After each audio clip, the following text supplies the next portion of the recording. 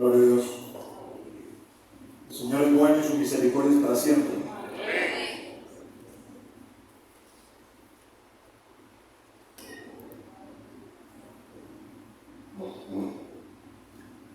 Damos gracias al Señor por esta oportunidad. Era algo que realmente no estaba planificado, pero el Señor se ha movido poderosamente en ese lugar. Los hermanos, así como habló el anciano Fabio, están esperando. Súper organizado. No ha llegado todavía, ya me mandaron el cronograma de trabajo. Pastor, estamos esperando. Tenemos 2 células, tenemos una reunión de oración, tenemos talleres, tenemos. Y bueno, como creemos en el modelaje, queremos ver cómo tú lo haces para nosotros aprender. Así que los hermanos están activos con las cosas del Señor para la gloria de Dios. Cuento con sus oraciones, hermanos. Para que el Señor haga su obra ya en Lima, Perú. Antes de la prédica quisiera reforzar uno de los anuncios que tuve oportunidad de ver. El primero tiene que ver con la membresía. Si usted quiere hacerse miembro de la iglesia, debe participar de este taller de membresía. Para nosotros, la diferencia entre un miembro de la iglesia y un asistente regular es que el miembro está comprometido con el servicio en la iglesia.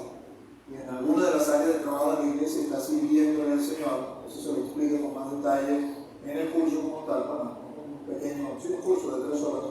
Se hace un día sábado, 15 de julio en este caso. Debe inscribirse antes porque le van a enviar un material. Entonces, si usted no ha hecho el curso, quiere ser miembro de esta iglesia, escribe o llama a la iglesia, la secretaria le va a mandar el link, usted se inscribe para que le envíe el material. Y de ahí pues luego asiste el 15 para recibir el curso como tal y ahí van a estar explicando. Y el segundo anuncio tiene que ver con el ayuno congregacional, que es a finales de mes, como usted ya vio ahí en lo que pasó en el video. Pero quería enfatizarles lo siguiente: vamos a volver a la modalidad que teníamos antes de la pandemia. Usted recordará que el ayuno congregacional, que se hacen 3 en el año, es en realidad un megaculto. Hemos estado haciendo el ayuno congregacional exactamente igual como un culto, vamos a llamarlo normal, a raíz de la pandemia, pero ya todo esto pasó, lo dejamos atrás, no más que victorioso para la gloria de Dios. Así que hemos ido retomando todas las actividades, incluyendo la actividad del ayuno congregacional, que es lo que podemos llamar un megaculto, porque es como que tuviéramos el primero y el segundo culto, los dos en uno solo. Quiere decir que empieza a las 8:30 y va a terminar a las 12:30 aproximadamente. Estaremos en ayuno ese día y luego de terminar el servicio, pues entregamos el ayuno. Se les invita a que vengan desde temprano, ¿no? Así como les dije a los hermanos del primer servicio, hermanos, que dispongan de un par de horas más para el Señor el día domingo. También les invito a ustedes. Y antes de que alguno porque si no es el caso de todos, muchos vienen a las 11 porque es la hora que les conviene en realidad, ¿no? Pero un poco bromeando con los hermanos del primer culto, les decía, bueno, a los del segundo culto les voy a decir, despéguese de cobijas y sabanas y véngase temprano a la iglesia para que esté aquí a las 8:30, ¿no? Durante que le vengan a decir del primer culto, el pastor dijo que ustedes son unos milones, no, era un chiste, no era absolutamente nada personal. El punto es que le dediquemos ese tiempo al Señor. Va a haber una sola prédica, una sola Santa Cena, va a haber altares de oración, va a haber un testimonio poderoso. Están invitados a participar en el ayuno de 3 días, desde ese viernes hasta el día domingo, entregando 24 horas cada ayuno, y luego el domingo todos juntos acá en la iglesia. Dicho eso, amados, por favor vayan en su Biblia a Romanos capítulo 7. Les recordará que estamos estudiando este libro. La última vez que prediqué acerca de él, en el capítulo 6, fue en marzo. No seguimos la secuencia, vamos a decirlo de esa manera, porque hubo en los domingos que me tocó predicar ciertas ocasiones particulares que obligaron a que la prédica estuviera en otra dirección. Pero ya es el momento de retomar. Así que vamos a leer este capítulo 7. Creo que puedo decir con mucha propiedad que el capítulo 7 de Romanos, si no es el más difícil, es uno de los más difíciles, de los capítulos más difíciles que tiene la Escritura. Yo le ruego que presten mucha atención a lo que el Espíritu nos quiere mostrar a través de este capítulo.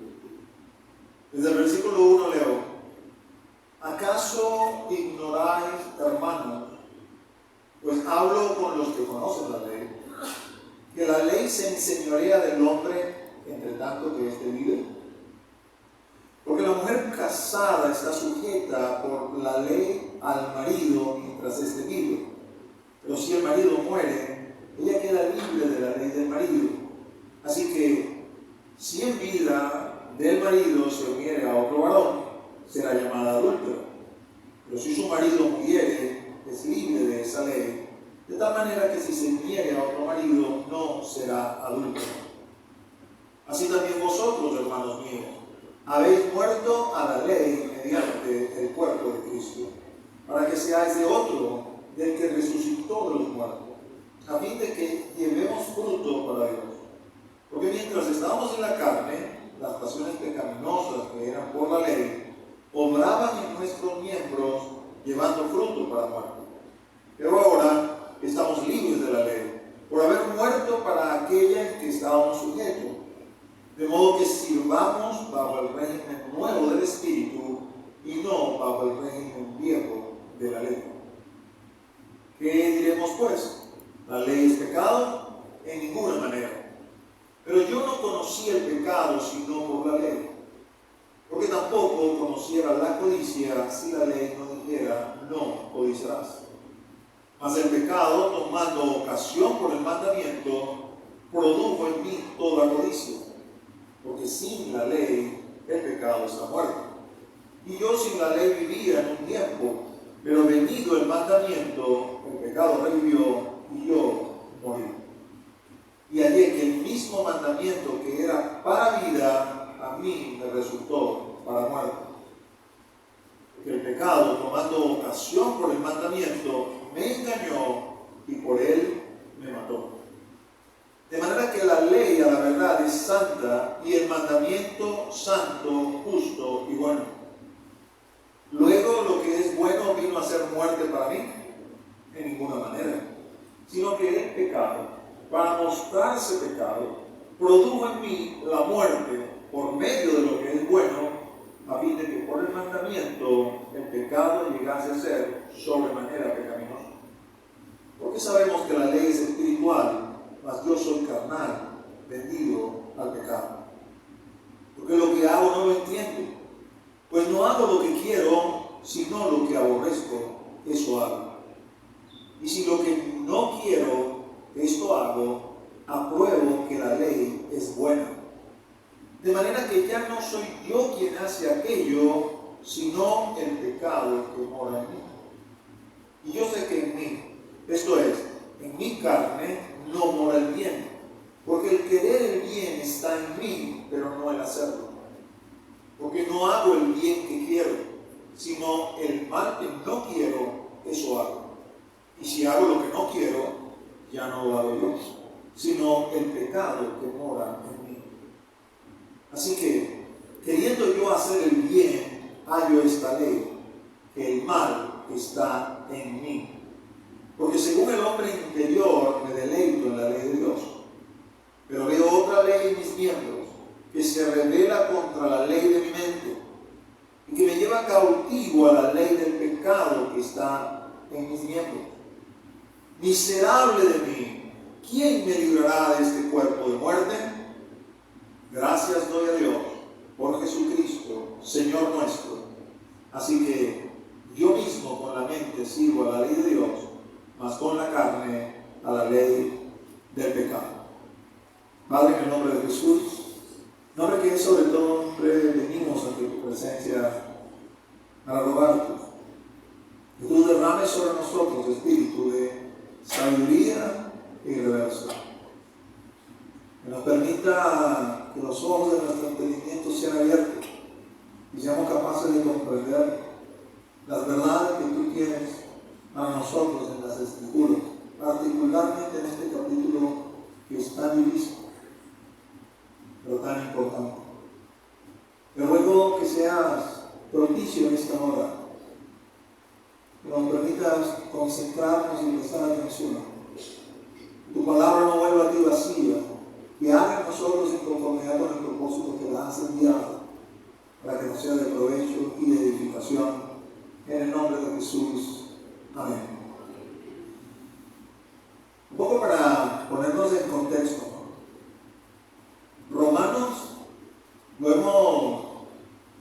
otras palabras, como el Evangelio a los gentiles. Nosotros somos gentiles. Todo aquel que no es judío es un gentil. En principio, cuando Dios se comenzó a relacionar con la humanidad, allá por el tiempo de Abraham, escogió para sí un pueblo que todavía existe en el día de hoy, que es el pueblo de Israel, y a través de esa nación Él comenzó a mostrarse y comenzó a revelarse a la humanidad. Sin embargo, en su plan siempre estuvo que en algún momento se abriera un compás que permitiera el ingreso a lo que hoy en día podemos llamar como el pueblo de Dios, también a nosotros los gentiles. Pablo, que es judío, apóstol de nuestro Señor Jesucristo, apóstol a los gentiles, en la epístola de los Romanos explica de una manera bastante sistemática, vamos a decir así, en qué consiste la buena noticia, el Evangelio, a nosotros los gentiles. Y va a comenzar describiendo un grave problema que tenemos nosotros, la humanidad, del cual quizás no estamos necesariamente conscientes, que se llama pecado. Y en principio, en la carta, él va a establecer que podemos ser salvos de las consecuencias de ese pecado a través de la fe. Es el único camino para él. Y establecida esa premisa, cuando llega al capítulo 5, bueno, hace un resumen de todo lo que ya hemos hablado, usted puede ver las predicas de YouTube si está interesado para ver toda la secuencia. Cuando llega al capítulo 5, en el capítulo 5 nos dice, una vez que has sido justificado por la fe, entonces ahora tienes paz para con Dios. Y pareciera que el tema está zanjado, sin embargo él va como que a volver sobre el mismo, ahora desde otro ángulo, porque va a comenzar a hablar del pecado en sí mismo, y va a comenzar a explicar cómo el pecado se introdujo en el mundo y cómo ese pecado nos afecta a todos y cada uno de nosotros. Relatando desde Adán, para hacernos entender, señores, aquí entra el problema, que la única manera de resolver este problema es a través de la gracia que viene de parte de nuestro Señor. Y una vez que hemos recibido esa gracia, nos explica en el capítulo 6, y la hemos aceptado y recibido por la fe, esta produce un efecto en nosotros que es hacernos libres de ese pecado. Sin embargo, lo que ya tenemos tiempo en el Señor, en algún momento de nuestro andar y de nuestro caminar, nos hemos preguntado, ¿realmente somos libres de ese pecado? Porque sentimos dentro de nosotros pasiones, deseos, concupiscencias, muchas de las cuales terminamos ejecutando. Sentimos rebeldía. Basta que se nos marque una pauta y se nos diga algo. Preste atención y usted comienza a distraerse. Deje de hablar y usted comienza a hablar. No se pare, usted quiere pararse. Basta que venga una norma para que esa norma produzca en nosotros el resultado adverso y entonces comenzamos a cuestionarnos porque siempre somos cristianos, se supone que no nos debería pasar. Se supone, según el capítulo 6 de Romanos, que cuando yo bajé a las aguas, ahí yo me morí, y cuando salí de las aguas, salí en una nueva vida para comenzar a vivir para Cristo.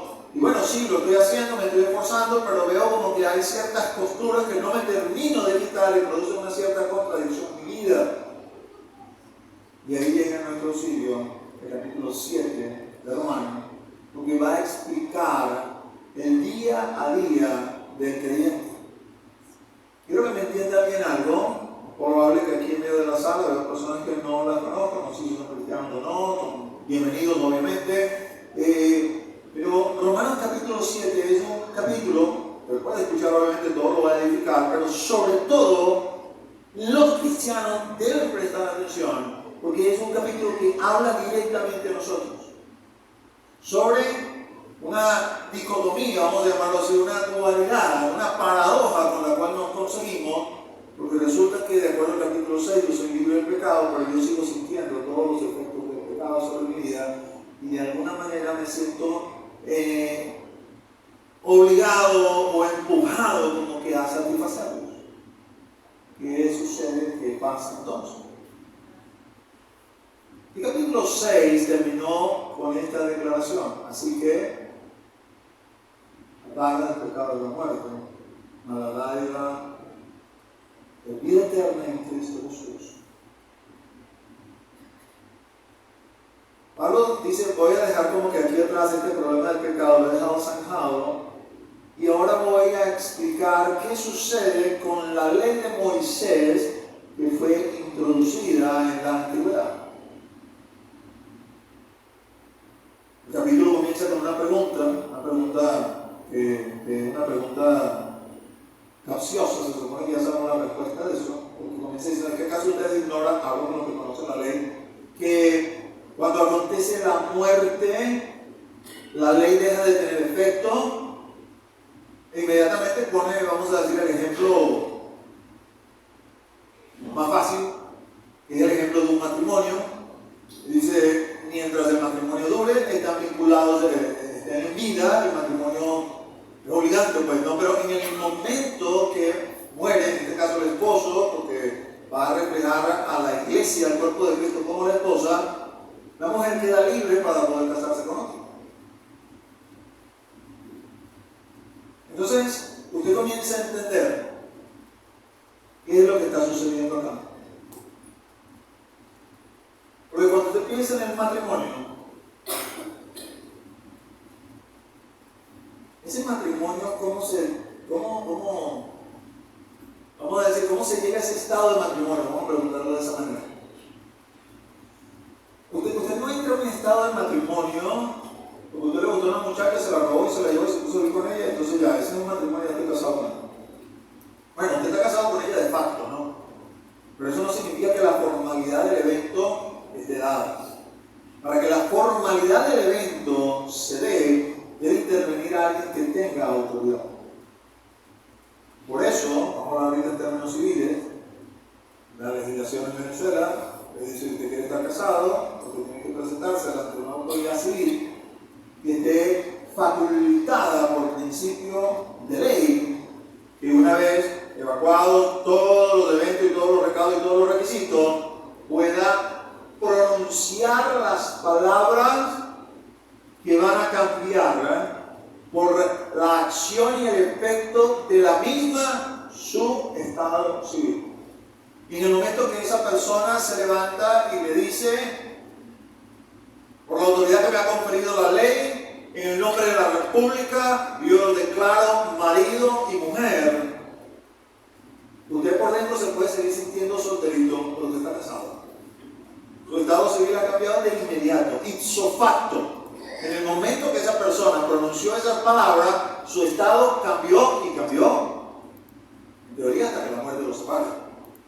Porque si usted quiere separarse antes, tiene que comenzar un proceso legal para que otra autoridad diga, yo revoco las palabras que fueron dichas, ya no estás más casado. Tampoco acontece la disolución del matrimonio o el divorcio porque usted va a decir, no, yo la dejé, ahora no es. Tampoco. No cambia la situación. Ahora, ¿qué tiene que ver todo eso con lo que estás hablando, pastor? Es que cuando usted bajó las aguas y entró allí y volvió a salir, sí, hay personas que tienen en ese momento un encuentro con el Señor y sienten de alguna manera que salieron de ahí diferente. Pero eso no le pasa a todos. La mayoría entra ahí, se siente de una forma y sale igualito. Y piensa que no ha pasado nada, pero sí ha pasado algo. Porque quien tiene la máxima autoridad, que está por encima de cualquier autoridad civil, por encima de cualquier tribunal, por encima de cualquier magistrado, que es nuestro Señor, que es Dios del Padre, en el momento que usted confesó con su boca que Jesús es el Señor y creyó en su corazón que Dios lo levantó de los muertos y por eso convencido bajó a las aguas por propia voluntad y lo declaró delante de todos y un conjunto de hermanos de tiempo en el Evangelio y plenamente autorizados le dijeron, nosotros te vamos a bautizar en el nombre del Padre, del Hijo y del Espíritu Santo, y lo introdujeron en el agua, el que tiene toda autoridad lo declaró usted muerto al pecado. Hay un acto legal de imputación, no tiene nada que ver con lo que tú sientas o no sientas, tiene que ver con quien ha proclamado la palabra que es Dios. Y Dios ha dicho y dice, usted ha sido libertado de pecado, por lo tanto, no tienes por qué sujetarte más a Él. Cuando usted ha comprendido esa verdad, que es usualmente la plática que usted va a recibir a la hora de bajar al bautismo, que entienda qué es lo que pasa en el bautismo para que pueda bajar a las aguas, en principio probablemente usted se siente que es como Sansón y capaz de vencer lo que sea. Pero al cabo quizás de 2 o 3 días comienza a sentir que estoy sintiendo las mismas cosas que sentía antes, los mismos deseos que sentía antes. Creo que tengo que bautizar otra vez. No es que tienes que bautizarte otra vez. Usted tienes que comenzar a conocer cuál es tu nueva condición en Cristo Jesús. Entonces Pablo va a insistir, señores, si usted ve que esto pasa en el matrimonio y cuando interviene la muerte, la mujer queda libre para casarse con otro, esto lo vamos a aplicar a nosotros como cristianos. Y el versículo 4 dice, así también vosotros, hermanos míos, habéis muerto a la ley mediante el cuerpo de Cristo, para que seáis de otro, del que resucitó de los muertos, a fin de que llevemos fruto para Dios. Básicamente lo que Pablo está diciendo es, en el momento que van a estar en las aguas, la muerte de Cristo fue imputada por el juez máximo, como si fuese la muerte tuya. Y por lo tanto, has quedado libre de todo el ritual y toda la liturgia y toda la forma y toda la manera que establece la ley de Moisés de acercarte a mí. Ahora hay un camino nuevo que no es que tú te vas a inventar, porque no es que quedaste libre para casarte con otro quien tú quieras. No, quedaste libre para casarte y te tienes que casar con aquel que resucitó de los muertos, es decir, con Cristo Jesús. Porque hay un camino nuevo para acercarnos al Padre a través de Cristo Jesús. En la ley, y voy a hacer esta aclaratoria aquí para que nadie se confunda, al quedar libre de la ley no quiere decir que quedamos libres de la ley moral de Dios.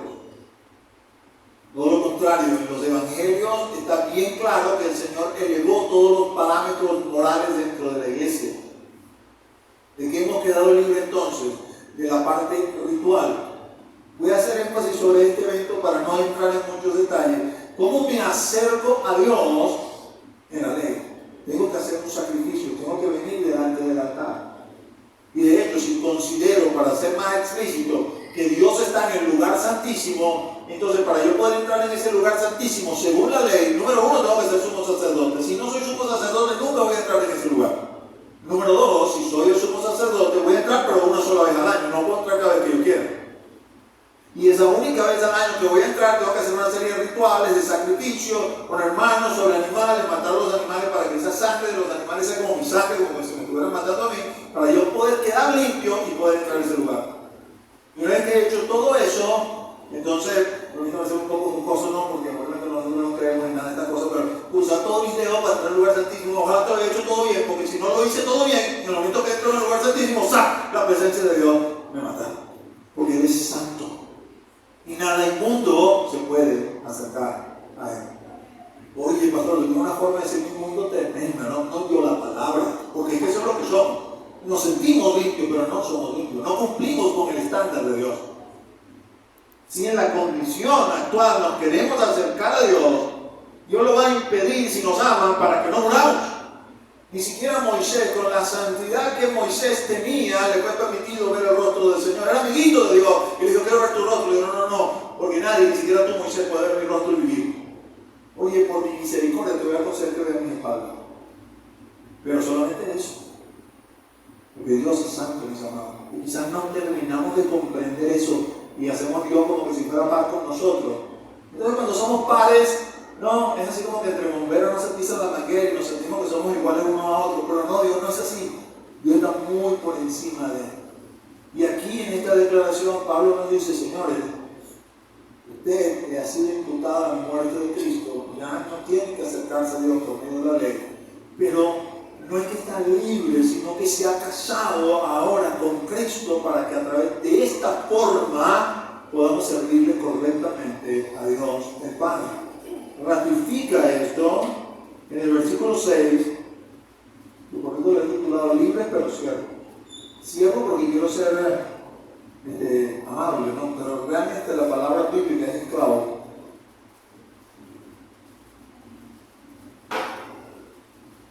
Pero ahora estamos libres de la ley, por haber muerto para aquella que estábamos sujetos.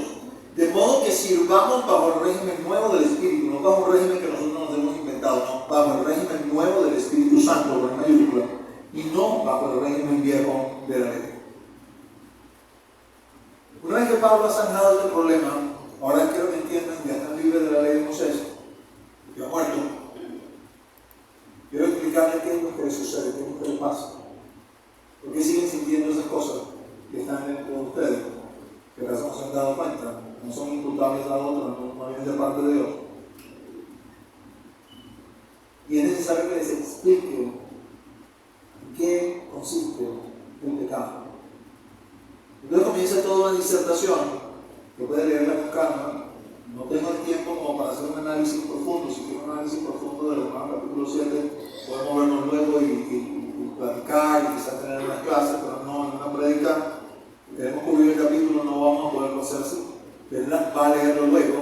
Pablo trabaja mucho con la retórica y las preguntas retóricas para instarnos a pensar, a razonar, a profundizar, a indagar, ¿no? Y luego va llegando a conclusiones. En versículos 12 al 14 dice de esta forma: de manera que la ley a la verdad es santa, y el mandamiento santo, justo y bueno. No es el mandamiento lo que está mal. Lo que está mal somos nosotros. Luego lo que es bueno, se pregunta, ¿él vino a ser muerte para mí? Dice, no, de ninguna manera. Sino que el pecado, para mostrarse pecado, produjo en mí la muerte por medio de lo que es bueno. Es decir, la ley es solamente un espejo. Hasta que usted no tuvo conocimiento de la ley, no supo, vamos a hablar de lo que habla Pablo aquí, de la codicia. Interesante que ponga la codicia. La codicia es el 10º mandamiento, eso 20, mandamiento número 10, no codiciarás. ¿Sabe? Porque la codicia está aquí en el corazón. En el corazón, tú codicias lo que tiene el otro. Quiero esas tierras, quiero esa mujer, quiero ese dinero, quiero esto me gusta, aquello me gusta, yo quiero esto. Él dice, no codicies. La codicia está dentro de nosotros. Y de pronto, ¿usted es codicioso? Yo digo, no. Eso es lo primero que nos dice. Pero cuando te enfrentas a la ley dice, no codiciarás, el pecado que está dentro de ti comienza a exacerbar toda esa codicia y comienzas a asombrar de tú mismo. Oye, yo no sabía que era tan codicioso. Y el Señor dice, no has visto nada. Porque lo que la ley hace es exactamente eso. Dentro de nuestra cultura cristiana, a ver, ¿quién no ha escuchado? Pastor, oye, hermano fulano, y yo soy tan humilde. O sea, ¿estás orgulloso de ser humilde? Eso es una contradicción. O sea, lo bueno de la humildad te está produciendo algo malo en ti, que es el orgullo. ¿No le suena así como aquel que oraba mucho entre nosotros? Vea al hermanito que está, gracias a Dios que yo ayuno, yo no sé cómo. Vea que, gracias a Dios que yo me congrego, no soy como este. Gracias a Dios que yo ofrendo, no soy como este. Entonces estás presentando una serie de elementos buenos seguramente, o probablemente que sí lo son, pero que están produciendo en usted todo exactamente lo contrario. El pecado es así de engañoso. Así lo dice Jeremías, no hay nada más engañoso que el corazón del hombre. ¿Quién lo va a conocer? Entonces lo que Pablo está queriendo decir, señores, en su vida en Cristo, usted tiene que estar bien clarito de lo que hay dentro de usted, porque hay que pelear contra lo que está dentro de nosotros. Y el Señor Jesucristo nos capacita para ello. No te desanimes ni te desalientes por lo que estás sintiendo. Dios solamente te está mostrando lo malo que tú eres y la necesidad que tienes de mí para poder combatir y pelear. No debes dejarte seducir por esto y correr detrás de esto, porque tú no eres eso en realidad. Pero lo sigues sintiendo porque está en nuestra carne. Para mostrarse pecado, produjo en mí la muerte por medio de lo que es bueno, a fin de que por el mandamiento el pecado llegase a ser de manera pecaminoso. Porque sabemos que la ley es espiritual, mas yo soy carnal, vendido al pecado. Este cambio que hace Pablo ahí es un cambio, vamos a decir, maestral. No creo que nadie se ofenda. He venido hablando en plural y de repente doy un libro en hablando en singular. Es una experiencia personal que Pablo ha tenido y que cada uno de nosotros tiene que tener. Usted no va a saber lo malo que es hasta que usted no tenga un encuentro con el Señor. Y usted no va a ser el cristiano o la cristiana que debe ser hasta que usted no tenga un encuentro con el Señor. Un encuentro real, genuino, con la persona de Jesucristo. A través del Espíritu Santo. Un sueño, una revelación, una visión, algo que le haga clic y se le abra el entendimiento, pero es necesario que lo tenga. Todos nosotros necesitamos un encuentro en nuestro camino a Damasco, por ponerlo en palabras de la Escritura, un Hechos capítulo 9, quizás no tan pomposo como ese, pero lo necesitamos. Porque hasta que no entendamos a quién le servimos y a quién es el que hemos conocido, que realmente está vivo, está aquí al lado de nosotros, mis amados. Mire, yo estoy seguro que si usted estuviera realmente consciente que Cristo está aquí, muchas de las prácticas que uno cuando está aquí lo ve. No puede evitar verlo, el que habla, el que se duerme, el que hace esto. Uno no va a estar ahí todo el tiempo, yo y acá lo otro. Eso lo va a hacer el Espíritu Santo. Pero si usted estuviera consciente en realidad que el Señor está aquí, usted no estaría hablando, usted no se estaría durmiendo, nada más con esa presión encima. Me está viendo. Porque, no, me voy a poner derechito porque me está viendo lejos. El punto es que aunque usted no lo sienta, Él no me está viendo. ¿Por qué Él está aquí? Pero porque no soy tan consciente, no has tenido quizás ese encuentro con Él, pero lo necesita. Lo necesitamos. Entonces Pablo cambia y dice, señores, todos nosotros sabemos que la ley es espiritual. Y singulariza, mas yo soy carnal. Sé que tú también lo ves, pero no te lo voy a decir. Yo soy carnal, vendido al pecado. Y para mí, esto tiene que haber sido, cuando Pablo recibió esta revelación, una verdad devastadora. Porque cuando Pablo habla de sí mismo con respecto a la carne, ¿no? Le dice a los filipenses, ¿qué andan hablando ustedes de la carne gentil? ¿Qué saben ustedes de la carne? ¿Qué saben ustedes de lo que Dios hace en las cosas de la carne? Eso lo sé yo, porque yo sí soy israelita. Yo soy de la tribu de Benjamín. Es decir, una de las tribus que se mantuvo fiel allá con aquel problema de Roboam y Jeroboam y todo lo demás. Yo, dentro de los de mi nación, soy de los fariseos, es decir, de los que buscamos cumplir la ley con pelo de señal. Pero tampoco soy cualquier fariseo, soy fariseo dentro de los fariseos. Y si usted me examina según la ley, yo soy irreversible. Si alguien tiene de qué gloriarse según la carne, es eso que dice Pablo. Pero todo esto lo he estimado por basura, solamente para conocer a nuestro Señor Jesucristo, que es la verdad. Pero Pablo tuvo que llegar a esa convicción por el Espíritu para poder decir, sin mentir, convencido, yo reconozco, hermanos, delante de todos ustedes, que yo soy carnal, vendido al pecado. Esa es mi naturaleza antigua, mi naturaleza vieja. Eso hace sentido, por ejemplo, la palabra de un predicador que una vez escuché. Obsérveme bien, todo lo bueno que usted ve en mí, eso es Cristo Jesús. Todo lo malo que usted ve en mí, eso soy yo. Solo por las misericordias de Dios somos quienes somos y hacemos lo que hacemos. Sigue Pablo disertando y ahora, versículos 18 al 21, lo expresa de esta forma. Y yo sé que en mí, esto es en mi carne, y esto es así como dirían los jóvenes brutal, porque me identifica dónde está el problema. El problema está en mi carne literal, porque ciertamente desde la perspectiva de lo que es la carne, uno puede pensarlo en términos espirituales, es decir, en términos intangibles, que tienen que ver con mi yo viejo dentro de mí, mi alma antigua, que toma decisiones equivocadas, desacertadas, que va rumbo al pecado. Pero está siendo literal Pablo, no solamente hablando de esto intangible, sino de decir, señores, el problema que usted y yo tenemos está localizado en términos físicos en nuestro cuerpo. Este cuerpito que usted y yo tanto cuidamos, el domingo en la mañana cuando venimos para acá, tanto nos emperifollamos, nos afeitamos, nos bañamos, nos perfumamos, nos ponemos la mejor ropa para acá. Este cuerpito está enfermo de pecado. Y por eso es que desde el mismo momento que nacimos, comenzamos a morir. día que pasa es un día menos en la cuenta de su vida. Naturalmente, el niño que no tiene conciencia del pecado no cuenta sus años así. Lo está contando como quien acumula. Papá, ya completé una mano completa. Y el papá, si es cristiano más viejo, una mano menos para conseguirte con ese mano. Porque desde nacimos comenzamos a morir. Se hace más evidente cuando ya tenemos más edad, cuando ya somos más viejos, cuando ya tenemos más tiempo caminando sobre la faz de esta tierra, se comienzan a ver las señales de la vejez, la disminución de la fuerza y la muerte parece que está a la vuelta de la esquina. Bueno, sí, obviamente, en términos de una cronología, pero eso comenzó desde que nacimos. ¿Y por qué este cuerpo tiene que deteriorarse de esta forma? Porque el mal está en este cuerpo, el pecado está en este cuerpo.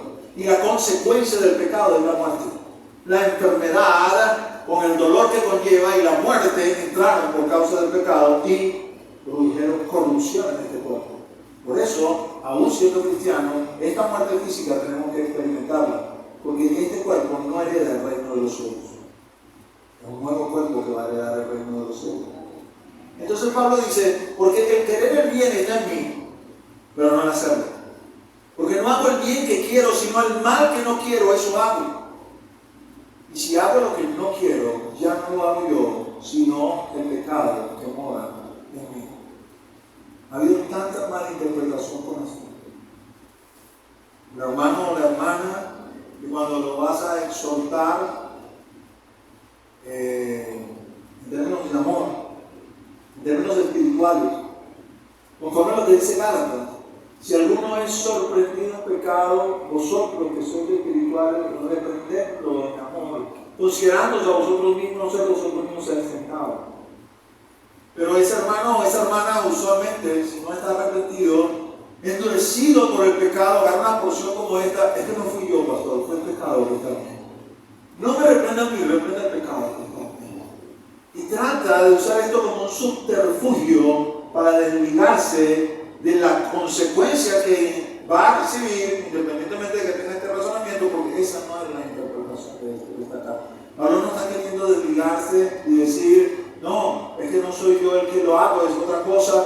Pablo lo que está queriendo decir aquí, Señor, usted y yo estamos enfermos. Usted y yo estamos enfermos. Todos los hombres, todos los seres humanos estamos enfermos de una enfermedad que se llama pecado. Y si Cristo no interviene en nuestras vidas, este pecado nos va a conducir a la muerte. Y si Cristo ha intervenido en tu vida y tú decides decirle a Cristo, no quiero que sigas trabajando en mi vida, quiero seguir viviendo, solo que ahora blanquéame así para que todo el mundo piense que soy cristiano, pero no me comporto como tal, es igualito como si estuvieras en el mundo. La consecuencia va a ser exactamente la misma. ¿Qué está queriendo decir Pablo acá? Permítame explicarlo de esta manera, a ver si logramos entenderlo. Muchas veces la Escritura, cuando habla de pecado, busca de asociarlo a enfermedades físicas para que podamos entender. Y la asociación natural, escritural, es como una enfermedad que se llama lepra. La lepra es una enfermedad horrible, horrible. Las personas pierden la sensibilidad y se están pudriendo en vida, literalmente. A muchos leprosos se le cae la nariz, se le caen las orejas, se le caen las extremidades. No sienten dolor, son capaces de aplicar una fuerza excesiva porque no sienten dolor y se terminan dañando, se terminan rompiendo, igual que duele muy mal. Todavía hoy en día, quizás no es una enfermedad muy conocida o muy hablada, pero hoy en día las personas que sufren de lepra las apartan de la sociedad, los mandan para los leprocomios. Eso sigue siendo una realidad hoy en día. Pero quizás la lepra no va a ser suficiente para que entendamos esto que está acá. Yo creo que pudiéramos compararlo con el Alzheimer. No sé si usted ha tenido la triste oportunidad de relacionarse con alguien que tenga Alzheimer. Alguien que usted sabe quién es, pero ella misma no sabe quién es. Ni siquiera sabe probablemente quién es usted. Y cuando eso sucede en círculos muy cercanos, y la persona es su mamá, su papá, su tío, es incapaz de reconocerle, es incapaz de quizás hasta decirle cosas coherentes. Usted se extraña porque usted ve a esa persona y usted sabe quién es. Como usted está normal, le cuesta comprender qué es lo que está sucediendo allí.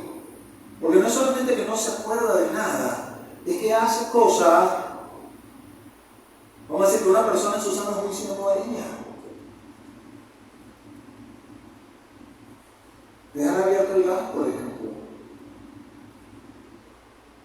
con sabido riesgo de que toda la casa huele, y se olvidó que había dejado abierto la hornilla y que eso no había perdido, fruto de la enfermedad.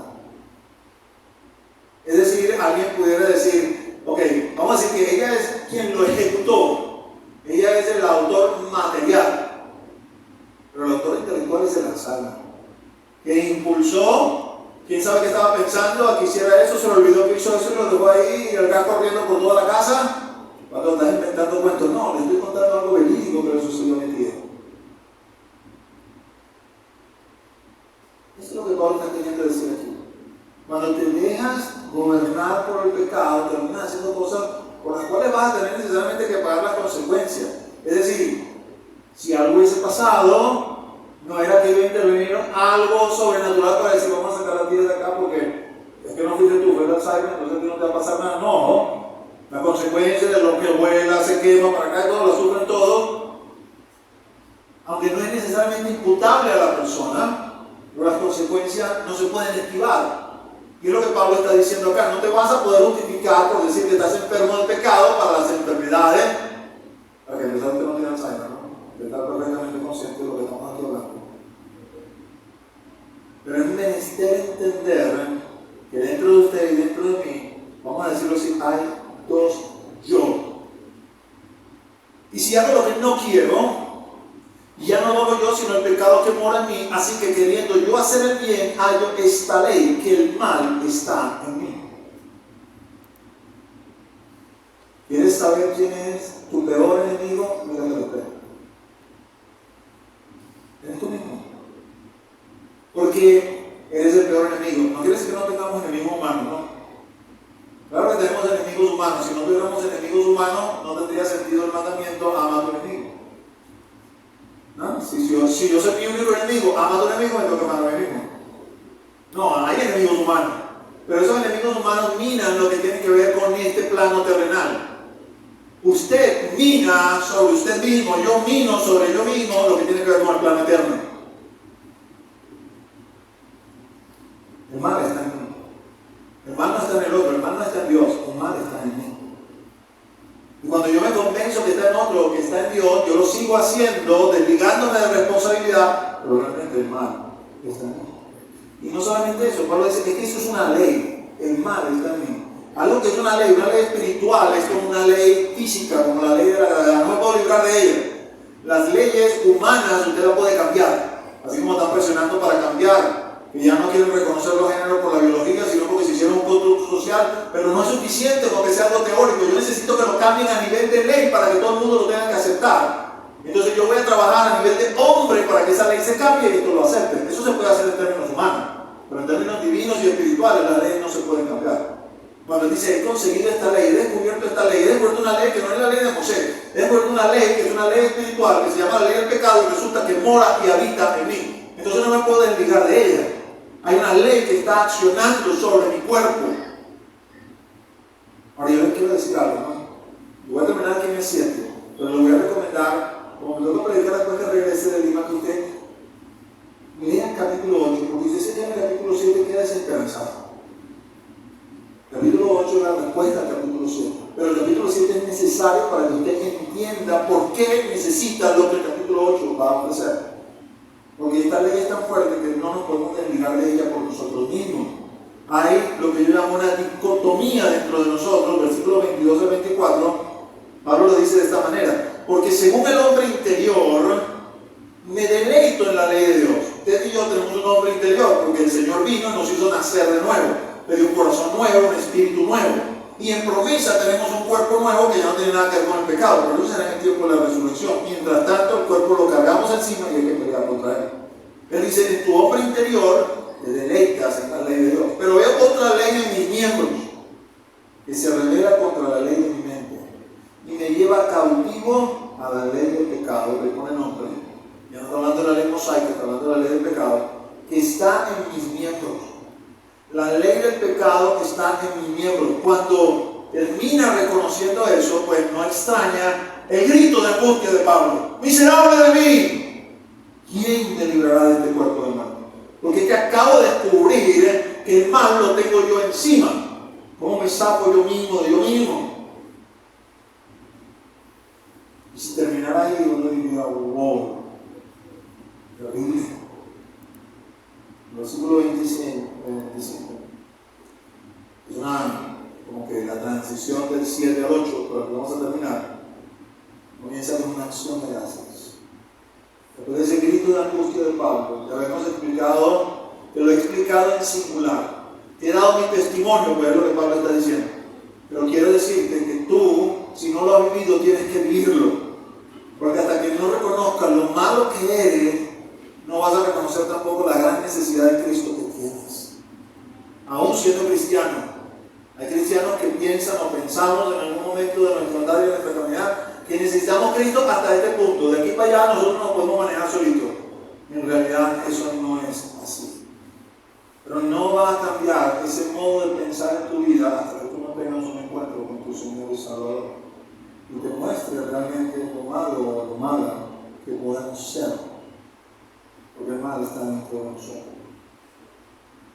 Pero cuando conocemos a Cristo, Él nos hace libres de esto, y por eso Pablo, después de su grito de angustia, dice: gracias doy a Dios. Los músicos pueden pasar. Por Jesucristo Señor nuestro. Y concluye y resume el capítulo en esta última oración. Así que yo mismo con la mente sirvo a la ley de Dios, mas con la carne a la ley del pecado. Y de nuevo bendigo a Pablo por haber escrito esto en singular. No quiero sobredimensionar a Pablo, amado, pero difícilmente vamos a hallar un hombre en la historia como Pablo. Y si un hombre como Pablo asevera esto que está acá, ¿qué queda para nosotros? Le voy a dar un patrón para medir lo que quizás usted considera grandes hombres de Dios. No tiene necesariamente porque ser famoso, a lo mejor son grandes hombres de Dios en su consideración. Si usted no escucha de ese hombre o de esa mujer de Dios esto que está escrito, es muy probable que ese hombre o esa mujer de Dios se haya descargado y ni siquiera se dio cuenta cuando se descargó. Porque básicamente lo que Pablo nos está queriendo decir aquí, señores, esta lucha que tenemos contra nuestra carne no se termina nunca hasta que nos muramos. Yo, el gran apóstol de los gentiles, aquel que Dios ha utilizado para escribir la mitad del Nuevo Testamento, 14 de las 27 letras están escritas, de las 27 libros están escritos por Pablo. Con toda propiedad y seguridad les afirmo lo siguiente: esta es mi condición. Con la mente sirvo a la ley de Dios, mas con la carne a la ley del pecado. ¿Y qué quiere decir esto en realidad? ¿Quiere decir que Pablo andaba por ahí rampante pecando a diestra y siniestra? No, no quiere decir eso. Lo que sucede es que mientras más espiritual usted es, más fácil se da cuenta de aquello que tiene malo, aunque vamos a decir, usted lo compara con alguien menos espiritual, y por ser menos espiritual y tener menos revelación, a lo mejor comete una sangre muchísimo más grande. Entonces, ese menos espiritual ve al más espiritual, que está quizás en crisis, por decir, por esto, por aquello, y le va a decir que tú estás en crisis por esa minucia. Y el más espiritual le va a decir: ¿hasta cuándo no entienden que nuestro Señor viene a buscar una iglesia sin mancha y sin arruga y sin minucias? ¿Hasta cuándo vas a seguir creyendo que Jesús viene a buscar a una iglesia que quizás está medio arrugada, medio sucia, no como el mundo? Y entonces, como la comparas con el mundo, dice: así me viene a buscar igual. Eso indica una falta de espiritualidad, de relación con el Señor. Porque el que es espiritual entiende, conoce y sabe: cada día tengo que purificarme más. En esta espiritualidad comienzo a descubrir cada día más arrugas y más manchas que no había visto y de las cuales me tengo que limpiar, porque Él viene a buscar una iglesia sin manchas, sin arrugas, sin cosas inmundas. Eso es lo que está queriendo decir el apóstol acá. No está queriendo decir para que alguien que se sienta, no, yo ando por ahí, no sé, en inmoralidad sexual o haciendo qué cosas, si el apóstol dice esto, que le sirve al pecado, que yo también, pues. No, eso no es lo que él está diciendo ahí. No malinterprete, no saque fuera del contexto esto que él está diciendo acá. Él no está diciendo que él vive una vida de pecado. Él lo que está diciendo, señores, yo lucho con el pecado todos los días. Y venzo uno y lo someto y lo crucifico, así como le dicen los Gálatas, porque los que son de Cristo han crucificado la carne con sus pasiones y deseos, y de repente aparece otro que no había visto, quizás una menudencia en comparación con el primero, pero que igual hay que crucificarlo porque igual es carne. Eso es lo que está diciendo él. Buscando el camino de la perfección, no de la flexibilidad, en cuanto a ser permisivos o laxos. El momento que una iglesia comienza a convertirse en permisiva o laxa con respecto al pecado, tiene su día contado. Esa iglesia se viene abajo. No es una iglesia local. La iglesia de Cristo nunca se va a venir abajo.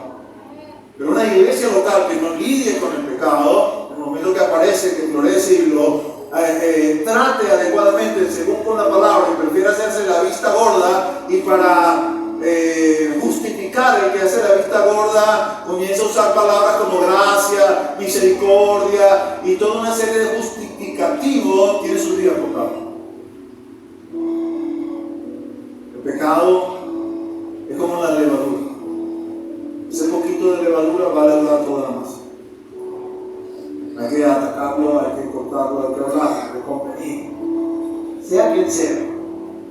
Desde el pastor, mi persona, el pastor principal, hasta que se acaba de convertir ahorita. Porque no hay ninguno de nosotros aquí que sea irreprensible. Es decir, que esté más allá de que un grupo de hombres pueda reprenderles si tienen una conducta inadecuada y inadecuada. Por eso acá en esta iglesia trabajamos en un gobierno horizontal. Sí, yo soy el pastor principal, quizá llevo la voz cantando, soy la cara visible, pero yo no soy la máxima autoridad de la iglesia. La máxima autoridad de la iglesia, es el consejo de ancianos. Los 5 hombres que somos ancianos de la iglesia nos reunimos como pares, entre los 5 tomamos decisiones y nos reprendemos los unos a los otros. Porque ninguno de nosotros es perfecto y hay situaciones que tienen que ser corregidas y que tienen que ser limpiadas, porque todos estamos buscando exactamente lo mismo: participar con el Señor. Y queremos que la iglesia lo haga también. Y de esa forma y de esa manera les enseñamos. Aquí no hay nada piramidal, aquí todo es horizontal. Unos a otros nos animamos, nos exhortamos con palabras como esta que está acá. Jesús es el libertador. Jesús es el libertador. Acércate a Jesús. Conoce a Jesús. Ten un encuentro con Jesús. ¿Usted sabe qué me emociona? Cuando leo los testimonios de los musulmanes, por ejemplo, he llegado definitivamente a esta conclusión. Es más fácil para alguien que nunca ha sabido nada de Jesús llegar quizás a sus pies y rendirse y entregarse y dedicarse, que para aquellos que hemos conocido a Jesús según la carne. Porque pensamos que ese conocimiento nos hace doctos en la materia. Y resulta que no sabemos nada. Todo lo que sabemos es cultural, pero no sabemos realmente nada del real y verdadero Jesús. Estos musulmanes muchas veces tienen sueños con el Señor, y en esos sueños se acostaron a los musulmanes y de la mañana se levantaron cristianos. Y aunque no te lo van a expresar con estas palabras, básicamente lo que te están diciendo es que conocí al libertador, conocí a Jesús, que me vino a librar de la esclavitud en la que me encontraba antes, de la religiosidad en la que me encontraba antes, de la forma y manera que yo pensaba o creía que me podía acercar a Él. Conocí finalmente al libertador, Jesús de Nazaret, el Maestro. Yo creo que te puedo hacer bien esta hora, estamos terminando. Y vamos a hacer una oración. Vamos a pedirle al Señor que podamos realmente conocerlo. No sé si te va a dar un sueño. No sé si te va a aparecer en medio del camino una luz, te vas a caer del caballo, vas a caer ciego como Pablo. No sé si es una visión.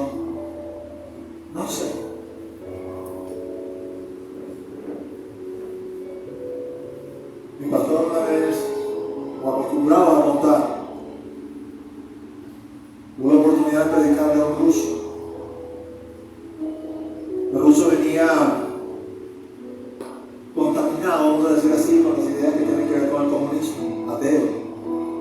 para él era inconcebible lo que le estaban planteando el pastor a propósito de la salvación, especialmente que fuera gratis, que solamente lo que tenía que hacer era creer.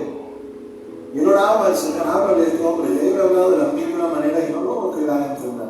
Dice, un buen día bajé a su apartamento, había conseguido una Biblia y se la quería regalar para que él pudiera leerla. Dice, tocó la puerta, él me abre, comenzamos a hablar, le digo, oye, te traje un regalo. Así, ¿qué me trajiste? Y le di la Biblia. En el momento que le di la Biblia, dice, el Señor como que me alumbró y me dio una idea. Y le doy la Biblia y él recibe la Biblia. Oye, muchas gracias por acá. Y le dije, ¿qué has hecho tú para merecer que yo te regale esa Biblia? Y el hombre se le quedó viendo y de repente comenzó a llorar. Y le dijo, ahora sí entiendo, ahora sí. Me entregó su vida a Cristo, me entregó su vida al Señor. Ese clic solamente lo hace el Señor. Y no tiene que ser necesariamente bajo ciertos parámetros establecidos. Es algo que puede ser de lo más común y de lo más corriente. Pero ahí el Señor interviene. Y usted y yo, si no estamos conscientes de ese mal que está en nosotros y que sin Jesucristo no somos nada, todavía nos hace falta ese encuentro con Él. Yo lo que quiero orar en esta tarde es precisamente para que podamos tener ese encuentro. Así que te pido que cierres tus ojos y nos distrae. Vamos a levantar las manos hacia el cielo. Y te pido que levantes las manos hacia el cielo, porque así lo dice la Escritura. Yo quiero que los hombres oren en todo lugar con manos levantadas hacia el cielo. Y vamos a hacerle juntos esa petición al Señor. Padre, en el nombre de Jesús, en ese nombre que es sobre todo nombre, venimos delante de tu presencia en esta tarde, agradecidos de poder estar acá en este lugar, de poder escuchar tu palabra, Señor. Todos los que estamos acá, tú nos has convocado, Señor. No importa la razón por la que hayamos venido o creímos nosotros venir. La verdad es que tú nos convocaste en este día y en esta hora para escuchar esta palabra, para escuchar este mensaje, porque tú tienes un propósito con nosotros. Tú convocaste, Señor, a esta multitud, a una sabienda, Señor, o conociendo que esta iba a ser la oración al final, porque es lo que había puesto en mi corazón. Pedir por cada uno de nosotros, por cada uno de ellos en particular, que tú, Señor, te encuentres con ellos. Que puedan conocerte a ti, al único Dios verdadero. Espíritu Santo de Dios, que estás morando dentro de nosotros, de aquellos que somos genuinos creyentes, aviva ese fuego dentro de nosotros, revélate a nosotros, que podamos comprender y entender a Cristo, lo que ha hecho por nosotros, el amor que nos ha tenido a pesar de que hemos estado en pecados, y allí nos ha venido a salvar y a rescatar. Revélanos, Espíritu Santo, la majestad, la magnificencia, la belleza del nombre de Cristo. Porque esa tumba hoy está vacía. Él ha resucitado. Está vivo. Es más vivo y más real que el aire que estamos respirando en este instante, en este momento, que la persona que tenemos al lado. Pero si tú no nos abres los ojos de nuestro entendimiento, no vamos a ser capaces de comprenderlo, de entenderlo. Y yo te ruego, te imploro, te pido en esta hora que tú hagas eso realidad en la vida de cada uno de nosotros. Maestro, abre nuestros ojos como abriste los ojos de aquellos dos que caminaban contigo hacia Emaús y no eran capaces de reconocerte. Abre nuestros ojos, Señor, para que te podamos ver, para que podamos comprender y entender, para que seamos cambiados y transformados. Tú conoces las dificultades de cada uno de los que están aquí, tú conoces las intenciones de los corazones de cada uno de los que están aquí. Nada te es oculto. Tú eres el Dios omnisciente. Ruego que obres y operes en cada uno, Señor, conforme a la porción que has determinado para esa alma, porque todos los que estamos aquí tú nos has creado, nos has formado, nos diste hábito de vida. Y si hoy estamos aquí aún porque tú te has decidido no retirarlo, revélate y muéstrate a cada uno. Vamos juntos a cantar y adorar al Señor. Aleluya.